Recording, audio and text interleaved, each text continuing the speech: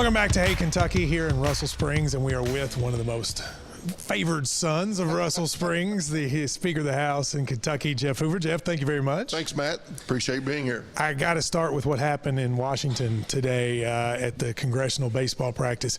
You know, one of the things that's always struck me about Washington and Frankfort is how open it is. Do you ever worry about what happened in Washington, something like that happening here in Kentucky? Yeah, we worry about that frequently. And, you know, we put in some security measures a few years ago that you have to have a badge to get beyond certain places. We have automatic door locks, but it is an ongoing concern, especially as we travel from our offices in the annex to the Capitol, because it's a wide open space. And so there is concern. It's an ongoing concern. We have very good legislative security detail, but you know, you can't stop things like this from happening occasionally. And it is a concern, and I appreciate what you said. It's something like I said this morning in another press interview as a result of the shooting. In this country, I am so concerned and worried that we have become so divisive that we can't just disagree on policy. When we disagree, so many times we become violent and angry, and these things happen. And I'm just concerned about that in this country. I want to disagree with people. You and I disagree some, but we don't become angry or violent. I think on the national level, I think it's gotten worse, but it's been like that for a while. But I get the sense it's gotten worse in Kentucky in that regard. You're there, do you? It has gotten worse. The number of emails that I get, the number of comments on Facebook that I get. Don't read them ever. Yeah. I mean, you know, just the number of comments that are mean-spirited, hateful, and sometimes, quite honestly, cause you alarm. That has grown exponentially over the past few years. There's no question about it. Big issue coming this summer is tax reform, and I will admit, people on this show have heard me talk about it. They're going to hear me talk about it more because I think it's hugely important, but also worrisome to me. I have heard through the grapevine the potential of the idea of eliminating the state income tax and increasing the state sales tax.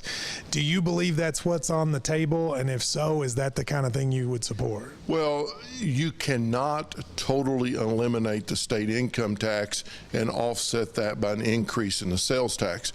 1% increase in the sales tax, Matt, generates about $500 million. And so to totally eliminate income tax and offset it with an increase in the sales tax, you would have to take the sales tax from like currently 6% to 13 or 14%. That's not going to happen. Now, can you increase the consumption-based tax, the sales tax, a little bit and lower the tax burden on those at the lower end of the tax scale? You can certainly do that. And the key, you said lower end. Right. I could support that, yeah. But you wouldn't. I support. You're from a rural area like me. You wouldn't support an increase of the sales tax offset the tax at the upper end. No. Well, what I would support is something very similar to what I did in 2005. Actually, it was Governor Fletcher's initiative, and I was the Republican leader in the House in the minority, and I sponsored the bill. And what we did is we increased some taxes, but we took about 400,000 Kentuckians at the lowest end of the income table off the tax rolls. And that's the approach that I would take, is relieve the tax burden for those who need it most. You could reduce the rates on everyone, but get as many of those off that you could, and you would offset that with an increase in the consumption tax. Last question, no tax on food, right? I'd heard that was potentially on the table. Well, I mean, the governor says everything is open for discussion. I have not heard that in any discussions or meetings of that being out there. Whether or not it will be in the end, I can't really answer that.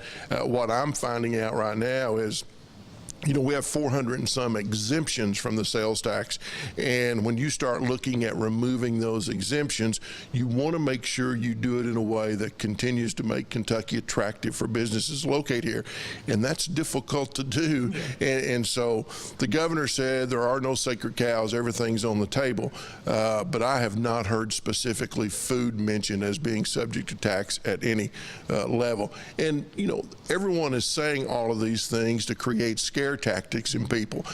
I will give this governor credit, and I think you will too, Matt. I mean, the previous governor, Governor Beshear, put together the task force, and they gave us a 463-page recommendation, and we did nothing. And at least this governor is saying we have to have tax reform, which we all acknowledge, and he said, and I'm going to lead on that. So I'll give him credit of at least having the debate right now and getting folks interested in talking about it like you and others. All right, well, thank you very much for joining us.